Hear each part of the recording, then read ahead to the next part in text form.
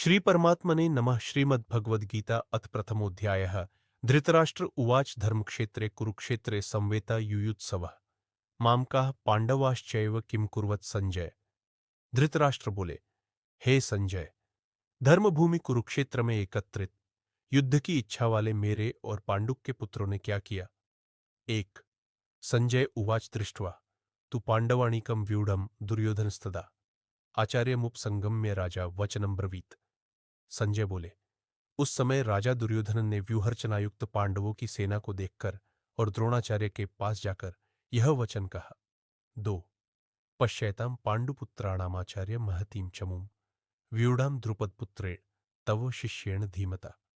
हे आचार्य, आपके बुद्धिमान शिष्य द्रुपद पुत्र धृष्टद्युम्न द्वारा व्यूहाकार खड़ी की हुई पांडुपुत्रों की इस बड़ी भारी सेना को देखिए।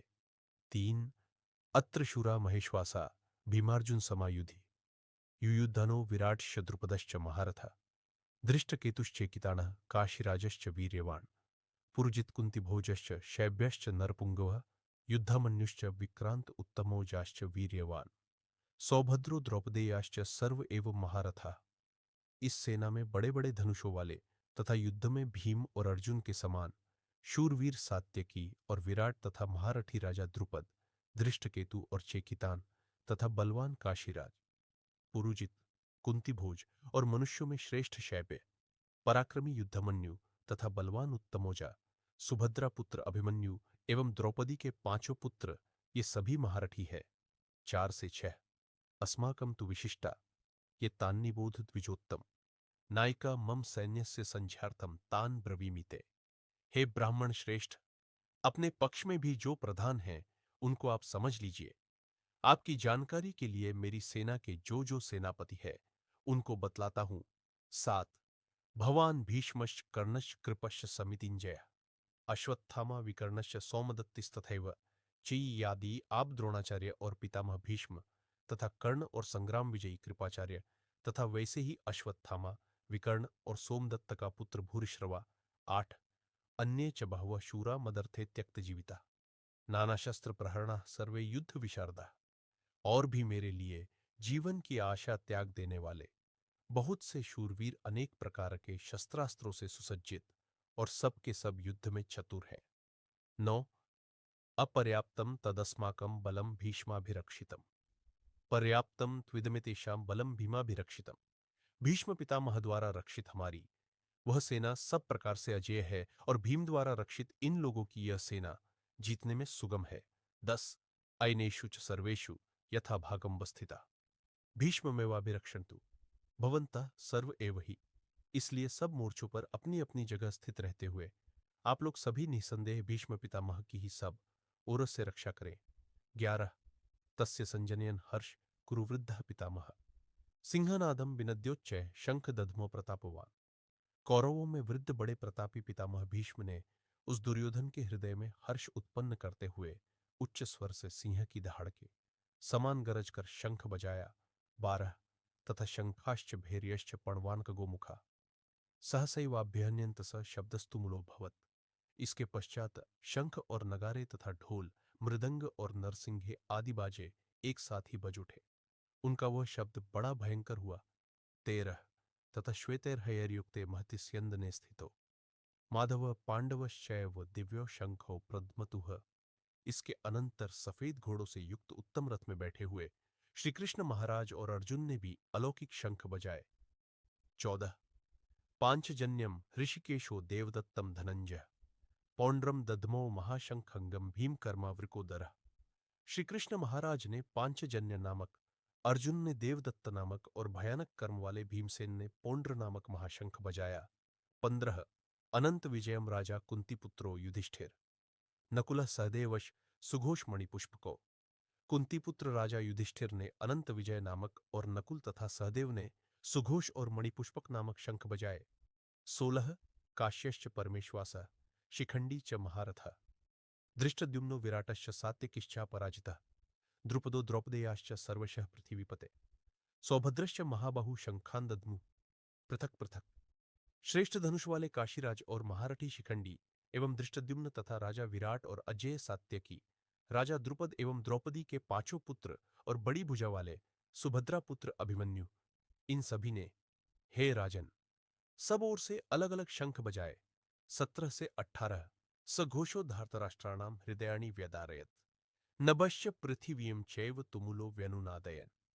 और उस भयानक शब्द ने आकाश और पृथ्वी को भी गूंजाते हुए धार्तराष्ट्रों के अर्थात आपके पक्ष वालों के हृदय विदीर्ण कर दिए।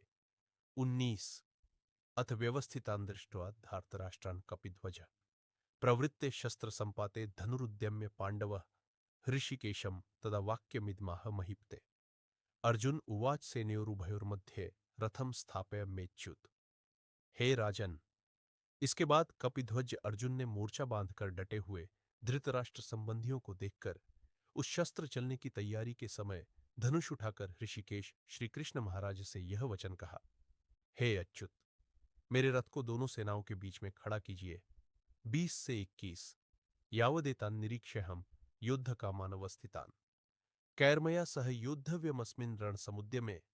और जब तक कि मैं युद्ध क्षेत्र में डटे हुए युद्ध के अभिलाषी इन विपक्षी योद्धाओं को भली प्रकार देख लूं कि इस युद्धरूप व्यापार में मुझे किन किन के साथ युद्ध करना योग्य है, तब तक उसे खड़ा रखिए। 22 योत्स्यमानान्वेक्ष्यहम् य एतेत्र समागता धार्तराष्ट्रस्य दुर्बुद्धिर्युद्धे प्रिय चिकीर्षव। दुर्बुद्धि दुर्योधन का युद्ध में हित चाहने वाले जो ये राजा लोग इस सेना में आए हैं, इन युद्ध करने वालों को मैं देखूंगा। 23 संजय उवाच एवमुक्तो ऋषिकेशो गुडाकेशेन भारत सेनयोरुभयोर्मध्ये स्थापयित्वा रथोत्तमम् भीष्म द्रोण प्रमुखतः सर्वेषां च महीक्षिताम्। उवाच पार्थ पश्येतान् संवेतान् कुरुनिति। संजय बोले, हे धृतराष्ट्र, अर्जुन द्वारा इस प्रकार कहे हुए महाराज श्री कृष्णचंद्र ने दोनों सेनाओं के बीच में भीष्म और द्रोणाचार्य के सामने तथा संपूर्ण राजाओं के सामने उत्तम रथ को खड़ा करके इस प्रकार कहा कि हे पार्थ, युद्ध के लिए जुटे हुए इन कौरवों को देख। 24 से 25 तत्रा पश्यत स्थितान् पार्थ पितृनत पितामहान् आचार्यान् मातुलान् भ्रात आर पुत्रान्योत रानसखींस्तथा श्वशुरांसु हृदश्चैव सेनयोरुभयोरपि। इसके बाद प्रथापुत्र अर्जुन ने उन दोनों ही सेनाओं में स्थित ताऊ चाचों को, दादों परदादों को, गुरुओं को, मामाओं को, भाइयों को, पुत्रों को, पौत्रों को तथा मित्रों को, ससुरों को और सुहृदों को भी देखा।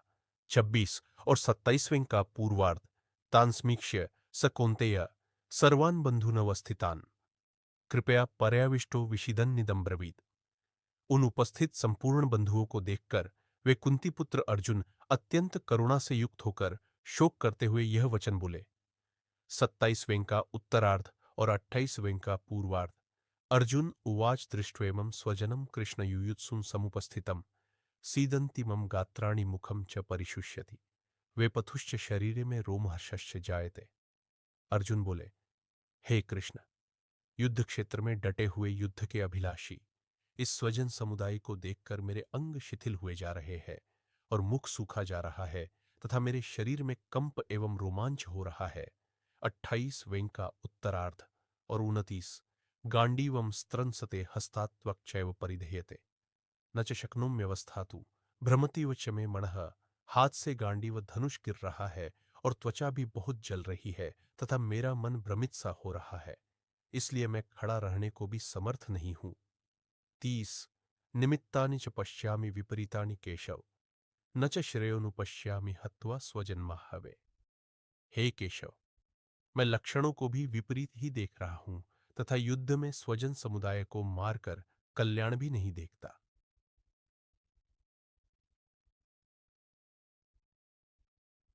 31 यदि आपको यह वीडियो जरा भी पसंद आया हो तो हमारे इस YouTube चैनल को सब्सक्राइब करें और अगर वीडियो में कुछ भी जानकारी आपको अच्छी लगी हो तो वीडियो लाइक करके इसे अपने दोस्तों में शेयर करें और अगर ना पसंद आए तो आप हमें कमेंट सेक्शन में अपनी राय दे सकते हैं। धन्यवाद।